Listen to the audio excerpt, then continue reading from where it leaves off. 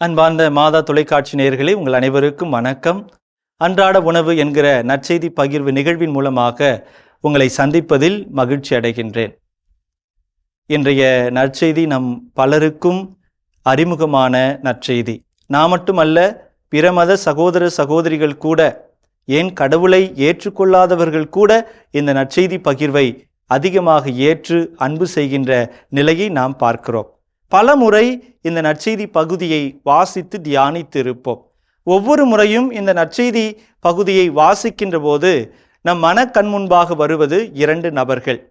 ஒன்று தந்தை, மற்றொருவர் இளைய மகன். தந்தை இரக்கமுள்ளவராக, அன்பு நிறைந்தவராக இருக்கிறார். இளைய மகன் அந்த அன்பிலிருந்து தூரப் போனாலும் மீண்டும் அந்த அன்பை உணர்ந்து மீண்டும் வருகிறான் என்றுதான் பல முறை நாம் சிந்தித்திருப்போம், பார்த்திருப்போம்.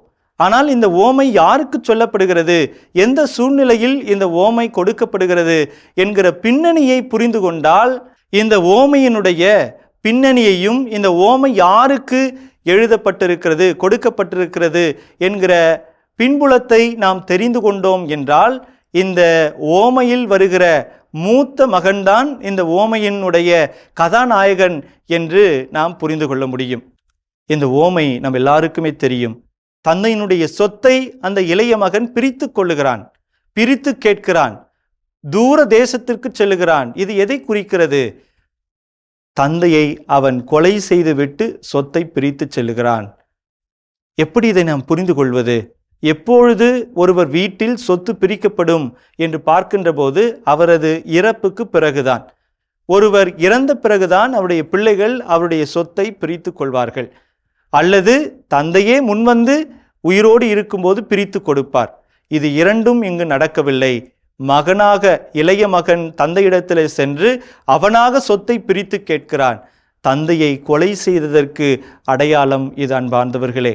இருந்தாலும் தூர தேசத்திற்கு, கடவுளுடைய அன்பிலிருந்து, தந்தையினுடைய அன்பிலிருந்து, கடவுளுடைய இரக்கத்திலிருந்து அந்த இளைய மகன் தூரமாக செல்லுகிறான். இருந்தாலும் என்ன நடந்தது? நற்செய்தியினுள் நாம் வாசிக்கிறோம். தந்தை ஆர்வத்தோடு அவன் எப்பொழுது வருவான், எப்பொழுது வருவான், எப்படிப்பட்ட நிலையில் வந்தாலும் அவனை ஏற்றுக்கொள்ளுகிற மனப்பக்குவத்தில் தந்தை இருந்தார். தந்தை இரக்கமுள்ளவராக இருந்தார். அவன் தூரத்தில் வரும்போதே, நற்செய்தியிலே வாசிக்கிறோம், தூரத்தில் வரும்போதே அவனை ஓடிச் சென்று கட்டித்தழுவி முத்தமிட்டு அவன் நினைத்திருந்தான் இதையெல்லாம் தந்தையிடத்திலே சொல்ல வேண்டும் என்று. அதை ஒன்றும் காது கொடுத்து கேட்காமல், முன்பு இருந்த நிலையை விட மிகப்பெரிய ஒரு ஆசீர்வாதத்தை, நலன்களை அந்த இளைய மகனுக்கு தந்தை கொடுத்து தந்தையின் இரக்கத்தை இந்த நிகழ்வின் மூலமாக வெளிப்படுத்துகிறார். ஆனால் இந்த நிகழ்வில் வருகிற மூத்த மகன் இப்படி தந்தை செய்துவிட்டாரே என்று தந்தையின் செயலை பார்த்து அங்கலாய்த்து கொண்டு, அந்த தந்தையின் செயலை ஏற்றுக்கொள்ள முடியாத நிலையில் உள்ளே கூட அவன் வருவதற்கு அவன் ஆசைப்படவில்லை. அந்த வீட்டிற்குள் வரக்கூட அவன் தயங்குகின்றான். வெளியிலே நின்று என்ன நடக்கிறது என்று கேட்டு தெரிந்து கொள்ளுகிறான். செத்துப்போன உன்னுடைய இளைய மகன் மீண்டும் உயிர் பெற்று வந்திருக்கிறான், அவனுக்காகத்தான் இப்படிப்பட்ட விருந்து ஏற்பாடு செய்யப்பட்டிருக்கிறது. அந்த மூத்த சகோதரனால் அது ஏற்றுக்கொள்ள முடியவே இல்லை. இப்படிப்பட்ட மனநிலையில்தான் நம்மில் பலர் இருக்கின்றோம், அன்பார்ந்த சகோதர சகோதரிகளே. லத்தீன் வார்த்தை மிஸ்ரிகோர்தியா என்பது கடவுளுடைய இரக்கத்தை குறிக்கிற வார்த்தை. மிஸ்ரிகோர்தியா என்றால் கடவுளுடைய அளப்பெரிய அன்பை நமக்கு எடுத்து கூறுகிறது.